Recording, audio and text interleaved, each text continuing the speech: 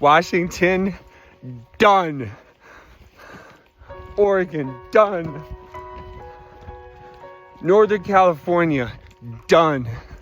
Sierra, done. Desert, done. Pacific Crest Trail is fucking done. I did it.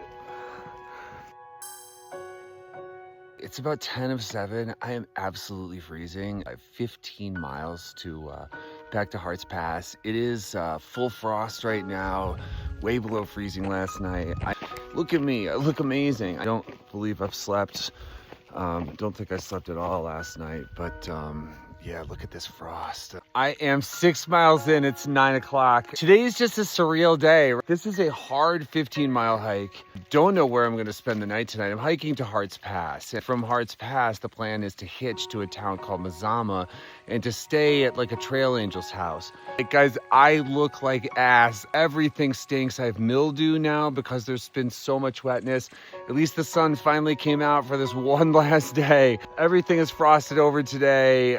I'm just gonna try to enjoy it. So every other year, you know, you would just enter Manning Park, provincial park up in Canada, and there's a lodge there, there's like an inn, there's shops, and, you know, PCT hikers are pouring money into that local economy.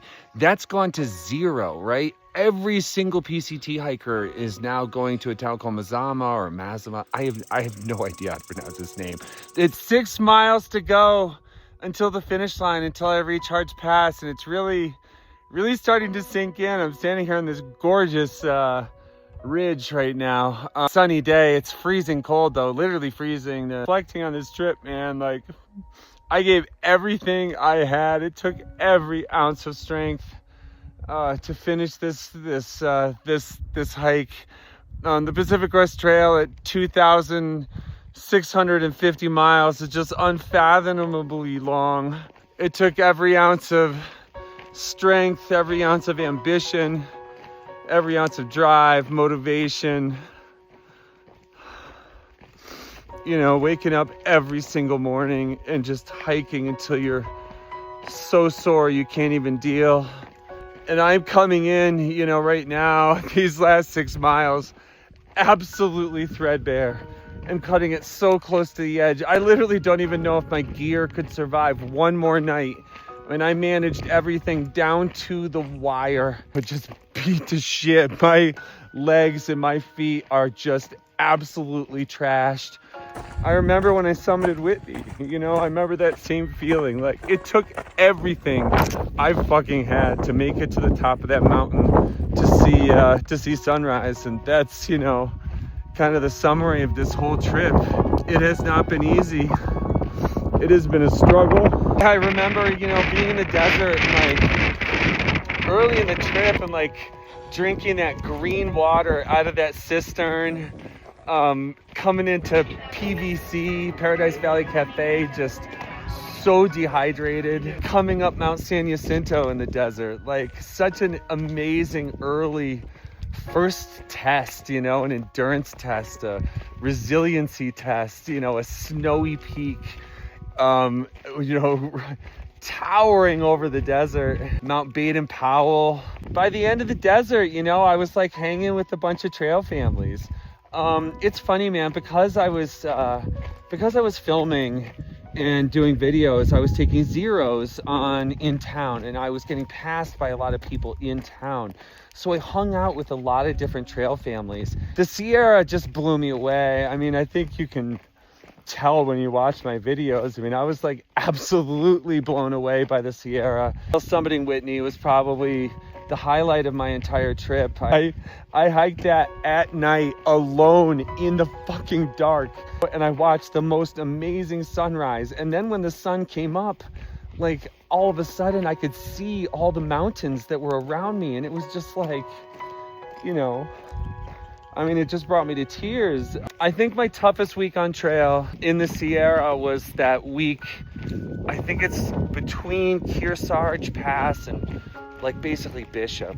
Summiting a new pass every day, a high mountain pass, trudging through huge snowfields with an ice axe, fording deep, wild rivers. I'm so glad that I went in to the Sierra early. I'm so glad that I got in there when there was loads of snow, because it made it such a distinct experience. Yosemite was another, like, brought me to tears. Like, I couldn't even believe like how beautiful it was. Northern California too, I mean, started off with a bang with, you know, Desolation Wilderness, the Tahoe Rim Trail. I mean, I stumbled into a music festival, like it was like a mini Burning Man. Just all those climbs there. I loved the towns. I had so much fun in Shasta and in Etna. I loved Oregon. Oregon was like, you know, I had the Oregon Side Quest, which is one of the highlights of my entire trip. You know, my girlfriend came in and like, that was really fun to get off trail for a week. Crater Lake was sick. Like, jumping off that cliff is something I will never forget. You know, like, you could not even see the surface of the water. Like, it was that clear. I loved going through Timberline Lodge. I'm gonna go back and ski there at Timberline at some point. So much fun, like, around Mount Hood. I tell you, Washington has just crushed me. You know, Washington has taken whatever I had left and just wrung me through the ringer. I've had so much rain here. It feels like it's been nonstop. It's been really tough and really gorgeous at the same time in a way that I didn't expect. I thought the tough part would be like the hike. I thought that it would be like the physical part. But really what was tough for me was the conditions, right? When the Sierra, we had snow, right? That's obvious. It's going to be like a different, like, difficult thing. But here in Washington, like, just with the rain and the cold, it made it such a distinct, different experience. And with these views, I mean, it's just been sensational. Every single thing I need is in this backpack, you know? It's all I need to live. You know, a judge took away everything from me. I only need what's in here, you know? I'll be all right. If I can get the zippers working on my tent. It gives you a lot of time to think, you know? You're just alone with your thoughts. And, you know, I just thought about my kids literally nonstop. My little boys, instead of growing up with a fun dad, you know, they're being forced to dance on their mother's Instagram, you know, so that she can get likes. It's, I'm, you know, just filled with sadness, you know? Less than 6 miles to go now. At least, thank God, it's nice out today. And I'll be hitting Hearts Pass. I can hopefully dry some stuff out. I think it's too early to tell, you know, how this experience has changed me. You know, I don't know. The one thing that the trail did really do for me was it gave me a lot of strength and a lot of courage. When I came on trail, I could barely even talk about what happened to me. I couldn't even tell people that I lost my kids, you know, how ashamed I was, how sad. This trail gave me the strength on Father's Day to come out publicly as a victim of false allegations. There's a lot of stigma around it. When I mention it to people, people don't like it. You know, people think it's a sketch, you know. Oh, your wife said you beat the kids. Your wife said you beat her up. You know, I'm stigmatized for the rest of my life. It's hard to talk about that, but I found the strength to do it. Yesterday, you know, after I reached Canada, I announced my new nonprofit that's going to fight for to make sure that what happened to my kids, you know, never happens to another kid ever again. Sort of other more direct ways too. Like I've said it, man, I feel like a fucking badass. In the best shape of my life. I got the long hair going. I chased an adult male black bear. Get out of here! You know? Twice. These are things that, and experiences, that really not just make you stronger, but make you feel stronger. Yeah, it's a good feeling. It's a good feeling. I'm 13 miles in, it's about noon. This is the final climb in the entire state of Washington on the entire PCT. I got less than 3 miles to go. I'm cresting over this hill and then down to Hearts Pass, and what a view. Stunning, what a amazing way to end my hike on this just glorious day here in the Northern Cascades in Washington. When I started, it was absolutely pouring rain. It was like raining sideways in Campo, California, down on the Mexican border. And today, when I finish, It is a glorious, sunny, beautiful day.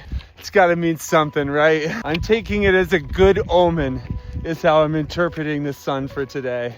Hopefully when I get to Hearts Pass, I'll be able to dry out all my gear, at least somewhat, and figure out a way to get back to civilization. My very last ascent, my final miles down into Hearts Pass on the entire PCT. I just had to fill out a wilderness permit. You fill them out at these little boxes that they provide at trailheads. And in Washington State, they want to count the number of visitors, and they ask where you're going, and they also ask what your address is. And it was my first time ever just writing homeless. Yeah. Felt weird to write that, but always previously I'd always written New York City, you know, but that's not where I'm going. It's where I'm from. 0.3 miles from Hearts Pass right now. And you know, Washington, you almost broke me.